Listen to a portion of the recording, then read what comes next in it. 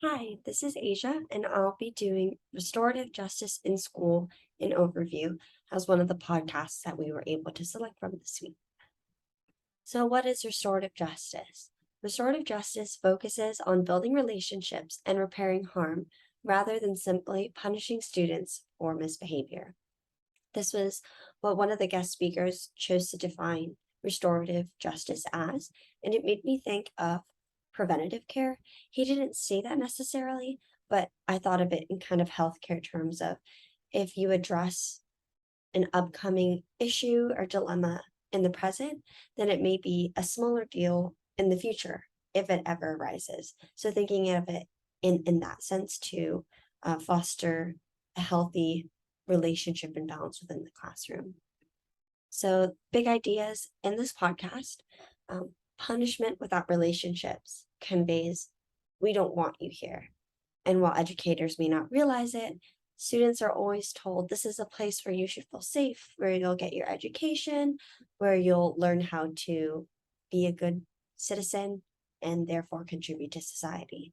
So punishing students without knowing them, without having a relationship with them, can be very detrimental. And also, you could be punishing them for something that they didn't even know was wrong. They won't feel encouraged to come back to school. And it just creates a negative mindset from that point forward. Another point was differentiation between a student and their actions. Good people make bad decisions. And if teachers want their students to be good people, to stay good people, they have to emphasize and tell them, yes, you're a good person, but this decision that you made was not good. This action that you made was bad. And here's how we're going to fix it together. Lastly, when you teach students how to fix their problems, they will. And while that sounds like so natural, of course, I don't think educators give their students enough credit.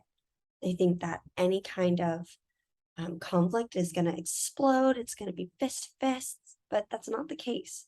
If teachers focus on building relationships with their students and having their students build relationships with each other, friends don't want to hurt each other.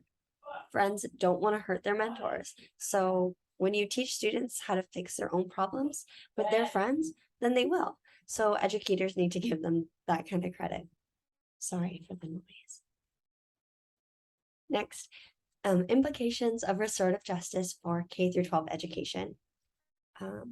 So once restorative justice is accepted and it goes into practice, this is some of the results that we can see.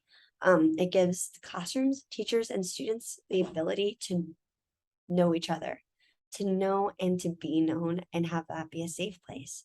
So teachers can be vulnerable with their students, let them know where they're coming from, their background, what their expectations are, what they want to see in their classroom, etc. And then it gives students the openness to do so with their teachers as well, and also their peers, very importantly.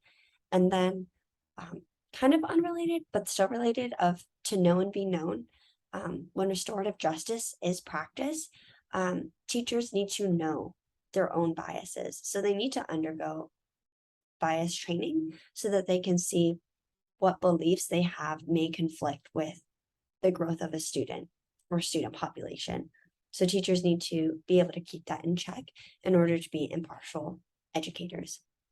Next, diverse classroom activities would be a huge implication of restorative justice because it would allow for challenging group activities that encourage collaboration and a safe environment, giving students the ability to struggle together, to problem solve together, to figure things out and work together will really benefit their relationships within the classroom and get them to understand each other. Also, content that students can see themselves in is really important, that they can relate to the content as well as grow in their own confidence, their sense of belonging, and that ultimately will help grow their relationships with their peers as well as they themselves know who they are, then they can be known more fully. Then there's extracurricular activities that incorporate the diverse population, going beyond just one multicultural day where everyone brings in the foods of their heritage. Well, that's great. There could be so much more. When you think of extracurricular activities, as broad as a topic that could be, incorporating the diverse population into that, all that extracurricular activities include, weaving diversity in that is very beneficial. Lastly, community involvement. This was one I had not thought of at all, but I thought was very interesting that the speaker chose to talk about was community involvement is involving caring adults who can relate to the student body. So bringing adults outside of the school who can relate to the students within the school and kind of as like special guest speakers or activity leaders, whatever that may be, allowing the community to breathe life and experiences into these students so that students can relate and see themselves not just in a textbook, not just in a PowerPoint lecture or classroom activity that they do with their peers, but as someone who's like a real life example that can be beneficial to their sense again of belonging and being known and knowing how they can fit into the greater picture of the world outside of the classroom. So those were my tidbits. Thanks for listening.